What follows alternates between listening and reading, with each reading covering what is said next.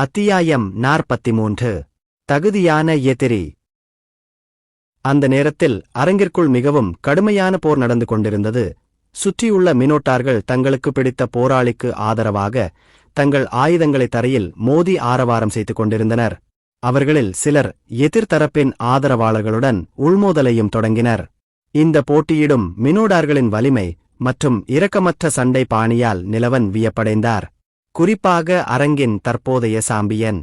ஏனெனில் அவன் இதுவரை பார்த்த அனைத்து மினோடார்களைப் போலல்லாமல் அது மிகவும் மிருகத்தனமாகவும் புத்திசாலித்தனமாகவும் சண்டையில் மிகவும் தேர்ச்சி பெற்றதாகவும் இருந்தது.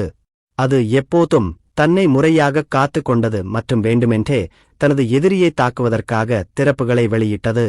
அந்த வகையில் அது விரைவாக அதை சமநிலையிலிருந்து தூக்கி எறிந்து அதன் சொந்த சக்தி வாய்ந்த தாக்குதலை நடத்தியது. இருப்பினும் சிவப்பு மினோடார் பலவீனமானதல்ல. இந்த கொடூரமான தாக்குதல்கள் மரணத்திற்கான போராட்டத்தில் அதற்கு ஒரு நன்மையை அளித்தன. நிலவன் இந்த போரை மட்டும் பார்த்து கொண்டிருக்கவில்லை. எதிரிகளைக் கொல்ல அதிக சத்தமில்லாத அரங்கை பயன்படுத்தி மீதமுள்ள மினோட்டோர்களை விரைவாக கவர்ந்தெழுக்கத் தொடங்கினார். எனவே பலர் தங்கள் தோள்கள் ஒவ்வொன்றாக காணாமல் போனதை கவனிக்க மாட்டார்கள். இறுதியாக போட்டியின் முடிவு அனைவருக்கும் முன்னால் இருந்தது. சாம்பியனின் இருக்கை இன்னும் மஞ்சள் மினோடார் வசம் இருக்கும். மினோடார் சத்தமாக கர்ஜித்து அதன் மார்பில் முஷ்டிகளால் மோதி தனது வலிமையையும் அதிகாரத்தையும் வெளிப்படுத்தியது. அந்த போர் உண்மையில் மிகவும் நெருக்கமானது. மஞ்சள் மினோடார் முக்கியமான நேரத்தில் எதிராளியின் மீது தனது கேடயத்தை எறிந்து அதன் திசை திருப்பலை தடுத்து இறுதியில் எதிராளியின் தலையை வெட்ட தனது பெரிய போர்க்கோடரியை சுழற்றி வென்றது. நல்லது, இவ்வளவு சிறப்பாக நடித்ததற்கு நன்றி என்று நிலவன் நகைச்சுவையாக கூறினார். அவனது குரல் அரங்கம் முழுவதும் பரவியது. அவன் தற்போது மஞ்சள் மினோட்டாரின் சிம்மாசனத்திற்கு மேலே உள்ள ஒரு பலகை போன்ற அமைப்பின் மேல் அமர்ந்திருந்தான். மனிதனே, நீ எப்படி உள்ளே வந்தாய் என்று மினோடார் உருமியது. கவலைப்படாதே, நம்ம சின்ன பேச்சை யாரும் தொந்தரவு பண்ணக்கூடாதுன்னு நான் பார்த்துட்டேன். நிலவன் எந்த கவலையும் இல்லாமல் பேசினான். மினோடார் பேசுறதை பார்த்து அவன் ஆச்சரியப்படவில்லை. ஏன்னா ஹாலார்ட் ரேங் சில்வர் கோபோல் கூட பேசினாரு. அப்படின்னா ஒரு லார்ட் மினோடார் ரேங் பேச முடியும். அடுத்த நொடி அவன் அரங்கிற்குள் குதித்து ராட்சத மஞ்சள் மினோடார் முன் நின்று தனது விண்வெளி வளையத்திலிருந்து தனது வாளை எடுத்து நடப்பு சாம்பியனை நோக்கி நீட்டினார். போரை பற்றி கவலைப்படுகிறீர்களா என்று நிலவன் கேட்டு லேசான புன்னகையை வெளியிட்டார். ஒரு மனிதனே, நீ ரொம்ப முட்டாள் மாதிரி தெரியுது. எனக்கு அது தேவையில்லைனாலும் என்னையும் என் உறவினர்களையும் சூழ்ந்து இருக்கிறதை நீ பார்க்கலையா? இந்த இடத்தை எப்படி உயிரோட விட்டுட்டு போறதுன்னு நீ யோசிச்சுட்டு இருக்க? மினோடார் கேலியாக கத்தினான். அப்புறம் சக மினோடார்களும் சிரிக்கவும் முணுமுணுக்கவும் ஆரம்பிச்சாங்க. நீங்க சொல்றது சரின்னு நினைக்கிறேன். யாரும் நம்மை தொந்தரவு செய்யாம எப்படி உறுதிப்படுத்திக் கொள்வது? நிலவன் முன்மொழிந்தார். திடீரென்று டஜன் கணக்கான கருப்பு உருவங்கள் அவனது நிழலில் இருந்து குதிக்க ஆரம்பித்தன. ஒவ்வொன்றாக பல ராட்சத உருவங்கள் அரங்கின் தரையில் இறங்கி மொத்த நீளத்தில் சுமார் 200 மீட்டரை நெருங்கி வந்த இந்த பரந்த இடத்தை நிரப்பத் தொடங்கின. யாருடா நீ? இது என்ன என்று மினோடார் முதலாளி நிலவனின் கருப்பு வீரர்களின் படையை பார்த்ததும் கத்தினான். ஒமேகாவும் 6 ஜெனரல்களும் இந்த குழுவின் முன்னணியில் இருந்தனர். ஆனால் மிகவும் அதிர்ச்சியடைந்த விஷயம் என்னவென்றால் அவரது சொந்த உறவினர்களில் கிட்டத்தட்ட 40 பேர் இந்த படையில் கலந்திருப்பதைக் கண்டதுதான். நிலவன் முன்னால் நடந்து சென்று இந்த படையின் தலைவனைப் போல நின்றார். கவலைப்படாதே, அவை உனக்காக இல்லை, அவை அவர்களுக்காகத்தான் நிலவன் அறிவித்தான். அனைத்தையும் முடித்து விடுங்கள் என்று அவன் கட்டளையிட்டான். மேலும் அவனது இராணுவம் சமீபத்தில் நடந்த சிலிர்ப்பூட்டும் போரை அனுபவித்துக் கொண்டிருந்த சுற்றியுள்ள மினோடார்களைத் தாக்கியது. அந்த பூச்சியே, என் எல்லைக்குள் வந்து என் முன்னாலேயே என் உறவினர்களைத் தாக்கத் துணிகிறாய் என்று கர்ஜித்த தரைத்தலைவர் அதன் பிரமாண்டமான கேடயத்தை பிடித்துக்கொண்டு நிலவன் மற்றும் அவரது கருப்பு வீரர்களின் படையை தாக்கினார்.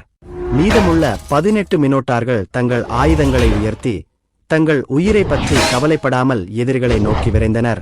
பேங், கிளாங், இடி, ஸ்டாம். சில நொடிகளில் மிகவும் கடுமையான போர் நடந்தது. கருப்பு வீரர்களின் கூட்டமும் மினோடார்களும் ஒருவருக்கொருவர் மோதிக்கொண்டன. மினோடார் தரைத்தலைவர் மிகவும் கடுமையானவராகவும் மிகவும் சக்தி வாய்ந்தவராகவும் இருந்ததால் அதன் ராட்சத போர்க்கோடரியிலிருந்து ஒரு தாக்குதல் மட்டுமே தரையை அசைத்து ஒரே ஊசலாட்டத்தில் 5 மீட்டருக்கு 2ஆக பிளந்தது. அது நிலவனின் 3 வீரர்களை ஒரே அடியில் வெட்டிச் சாய்த்தது. அதே நேரத்தில் 2 பேரை அவர்களின் தலையில் தனது ராட்சத கேடயத்தால் அடித்து நொறுக்கியது. இறுதியாக ஒரு தகுதியான எதிரி ஒமேகாவும் பிற துணை அதிகாரிகளும் மினோட்டோர்களின் குழுவை குறிவைத்து அவர்களை ஈடுபடுத்தி கவர்ந்து நிலவன் தரை முதலாளியுடன் சண்டையிட சுதந்திரமாக விட்டுவிட்டனர்.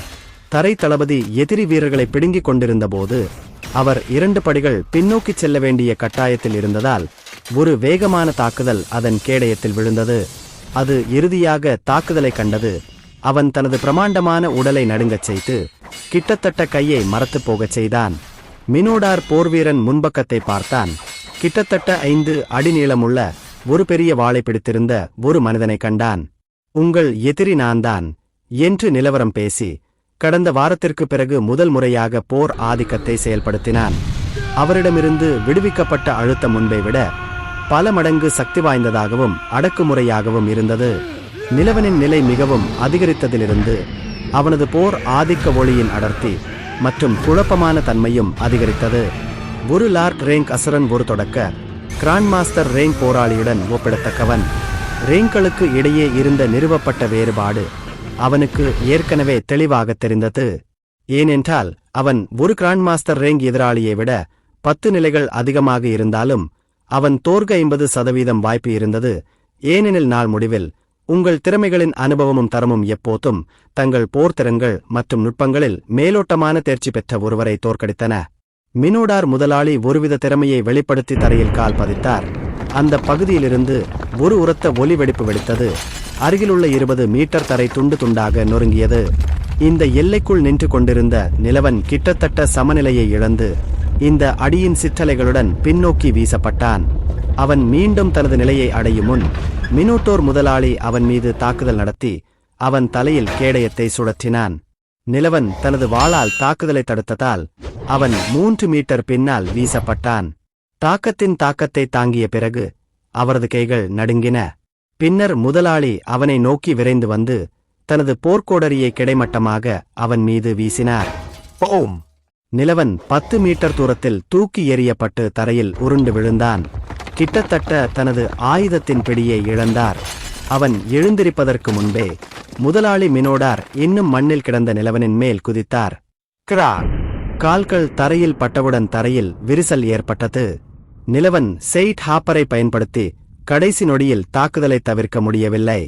அவன் விரைவாக தனது காலில் நின்று மீண்டும் ஒரு தற்காப்பு நிலைப்பாட்டை எடுத்தான். வெறும் 10 வினாடிகள்தான் ஆகியிருந்தது. அவன் ஏற்கனவே பின்னுக்கு தள்ளப்பட்டு தூக்கி எறியப்பட்டு இந்த மினோடார் தரை முதலாளியின் தாக்குதல்களால் ஒரு திராட்சை பழத்தைப் போல கிட்டத்தட்ட நசுக்கப்பட்டான். போர் பாணியின் அடிப்படையில் நிலவனை முழுமையாக ஆதிக்கம் செலுத்தும் ஒரு அரக்கனை அவன் இறுதியாக சந்தித்தான். அவன் விரைவாக பாதுகாப்பு வலிமையை செயல்படுத்தினான். மேலும் அவனது முழு உடலையும் ஒரு உறுதியான கேடயம் போன்ற ஒளி வீசியது. இது டெம்ப்ளரின் பிரத்யேக திறமையாகும். இது பயனரின் பாதுகாப்பை இரட்டிப்பாக்கி தாக்குதல் சக்தியை பாதியாக உயர்த்தியது. சிங்! கிலாங்! டிங்! தனக்கு முன்னால் இருந்த இந்த மனிதனால் செய்ய முடிந்ததெல்லாம் தற்காத்துக் கொள்வது மட்டுமே என்பதால் நிலவரை தலைவர் நிலவனை மீண்டும் மீண்டும் தாக்கினார். துடிப்பான மனிதனே, நீ என்னை ஒரு சண்டையில் சவால் செய்ய துணிகிறாயா? இந்த அரங்கம் முன் இறுதி கல்லறையாக இருக்கட்டும் என்று மினோடார் கர்ஜித்து அரிதாகவே நின்றிருந்த மனிதனை நோக்கி அதன் பெரிய கேடயத்தை விரைவாக தாக்கியது. போ! நிலவனின் முழு உடலும் அருகிலுள்ள சுவரில் மோதியது. அவன் வலியால் குனிந்தார். அவனது எலும்புகள் தாக்கத்தில் கிட்டத்தட்ட விரிசல் அடைந்தது போல் உணர்ந்தான். நிலவன் உடல் தரையில் விழுந்தபோது வாய் நிறைய இரத்தம் இருமியது. கண்கள் மங்கலாகி பார்வையை இழக்கும் நிலைக்கு தள்ளப்பட்டதால் தலையை தூக்க முடியாமல் தவித்தான். ஒரு திகைப்பூட்டும் திறமையா? அவன் தனது உடலை பாதிக்கும் ஒருவித நிலை விளைவை உணர்ந்ததால் கேள்வி எழுப்பினான். இந்த நேரத்தில் போர்க்களம் இரத்த குளத்தை தவிர வேறில்லை. நிலவன் மற்றும் தரை தலைவர் சண்டையிட்டுக் கொண்டிருந்த இடத்திலிருந்து வெகு தொலைவில் சுற்றியுள்ள பகுதியை சிவப்பு மற்றும் கருப்பு இரத்தம் நிரப்பியது. ஒமேகா தனது நகங்களால் அதன் இதயத்தை கிழித்து அதன் பெரிய கோரை பற்களால் அதன் கழுத்திலிருந்து ஒரு பெரிய இறைச்சியை கிழித்தெறிந்தபோது எஞ்சியிருந்த கடைசி மினோடார் கத்தி உடல் தரையில் விழுந்ததும் அவன் சுற்றுப்புறங்களை பார்த்தான். மீதமுள்ள அனைத்து எதிரிகளும் கொல்லப்பட்டனர். அதே நேரத்தில் அவர்கள் லெஜியனின் ஒரு பகுதியாக இருந்த ஒரு டஜன் வீரர்களை இழந்தனர். அவன் பார்வை விரைவாக தன் எஜமானரான நிலவனை நோக்கி திரும்பியது. இந்த நேரத்தில் நிலவன் தன்னை பாதுகாத்துக் கொண்டு நிலவரை தள தலைவரின் தாக்குதல்களால் பின்னுக்குத் தள்ளப்பட்டான். தனது எஜமானரை பாதுகாக்க ஒமேகா விரைவாக மினோடார் நோக்கி விரைந்தார். தற்போது நிலவனின் வீரர்களில் இந்த நிலவரை தள முதலாளியுடன் சமமான நிபந்தனைகளின் பேரில் சண்டையிடக்கூடிய ஒரே நபர் அவர்தான். இதில் நீ தலையிடாதே. ஒமேகா தலையில் ஒரு கட்டளையைக் கேட்டு தனது தாக்குதலை நிறுத்திவிட்டு திகைத்துப் போனான். அவன் பார்வை தன் எஜமானன் மீது பதிந்தது. மினோட்டாரின் போர்க்கோடரி மீண்டும் சிவப்பு நிறத்தில் மின்னியது. அது தரையில் துப்பும் கோடரி தாக்குதலைச் செய்யப் போகிறது. பேங்! நிலவன் மீண்டும் தனது வாளை பயன்படுத்தி கொடூரமான தாக்குதலை தடுத்தார். கிட்டத்தட்ட தரையில் அழிந்து போனான். அவரது கால்கள் கிட்டத்தட்ட கைவிட்டன. பின்னர் அவன் மீண்டும் பின்னோக்கி வீசப்பட்டார். ஒளிரும் கோடரியிலிருந்து கூழ் தெறிக்க கிட்டத்தட்ட இருந்ததால் அவன் வாயிலிருந்து மற்றொரு துளி இரத்தத்தை வெளியேற்றினான். அவனுடைய வாள் மைத்திரலால் செய்யப்பட்டிருக்காவிட்டால் அவன் 2 துண்டுகளாக வெட்டியிருப்பார். மினோட்டூர் முதலாளி மட்டுமே தற்போது எஞ்சியிருந்ததாலும் நிலவனின் வீரர்கள் தங்கள் அதிக எண்ணிக்கையிலான வீரர்களைக் கொண்டு அதை எளிதாக கொல்ல முடியும் என்பதாலும் போர் ஏற்கனவே வென்றுவிட்டது. ஆனாலும் அதை தனியாக எதிர்கொள்வதில் அவன் பிடிவாதமாக இருந்தான். இந்த நேரத்தில் நிலவனுக்கு எழுந்திருக்கக்கூட சக்தி இல்லை. அவன் நடுங்கும் கைகள் இரத்தம் வழிந்தன. அவன் கைகளும் கால்களும் சில இடங்களில் வெட்டப்பட்டன. அவன் முகத்தில் ஏராளமான காயங்கள் இருந்தன. அவன் முகத்தில் பாதி அவன் சொந்த இரத்தத்தில் மூழ்கியிருந்தது. அவன் தன் கால்களை சரிசெய்து தன் இரு கைகளாலும் வாளை இறுக்கமாக பிடித்துக்கொண்டு சத்தமாக சவால் விட்டான். அடுத்த ரவுண்டுக்கு போகலாமா?